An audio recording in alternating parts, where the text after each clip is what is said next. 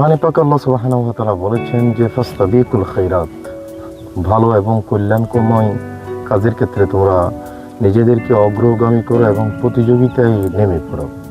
আমরা বর্তমান সময়ে দেখতে পাই যে ভালো কাজের ক্ষেত্রে আমাদের প্রতিযোগিতা কম, কিন্তু শরীয়ত বিরোধী কাজের ক্ষেত্রে আমাদের প্রতিযোগিতাটা একটু বেশি।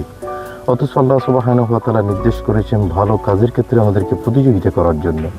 আল্লাহর নবীর সাহাবায়ে কেরামের একটা অভ্যাস ছিল যে রাসূল পাক সাল্লাল্লাহু আলাইহি ওয়াসাল্লাম কোনো নির্দেশ দেওয়ার সাথে সাথে তারা সেটা পালন করার জন্য অধীর আগ্রহে অপেক্ষা করতেন এবং খুবই দ্রুত গতিতে কাজে নেমে পড়তেন।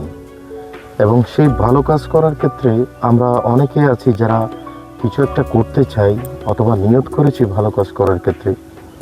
সেক্ষেত্রে আল্লাহ রাসূল সাল্লাল্লাহু আলাইহি ওয়াসাল্লাম বলেছেন খায়রুল আমালে নিয়াতুল মুমিনি খায়রুম মিন আমালিহি, যে কোনো বান্দা যদি কোনো একটা কাজের নিয়ত করে, সে কাজটি পালন করুক বা না করুক, সে নিয়তের কারণে কিন্তু সেই কাজের একটা ফলাফল সে লাভ করবে। সুবহানাল্লাহি ওয়া বিহামদিহি।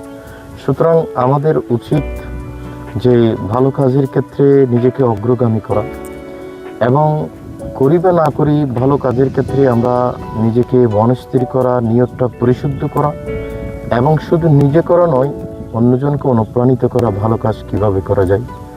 কেননা আল্লাহ সুবহানাহু ওয়া তাআলা বলেছেন যে ইয়া আইয়ুহাল্লাযীনা আমানু ওয়া আমিলুস সলিহাত, আল্লাহ বিশ্বাসের পরে বান্দাদেরকে ভালো কাজের প্রতি অনুপ্রাণিত করেছেন, উৎসাহ উদ্দীপনা দিয়েছেন। সুতরাং আমরা পরকালকে বিশ্বাস করি, ইহ জগৎকে বিশ্বাস করি। সেই ইহ জগতের সফলতা এবং পরকালীন মুক্তি যদি আমরা পেতে চাই, তাহলে আমাদেরকে বেশি পরিমাণের ভালো কাজ করতে হবে।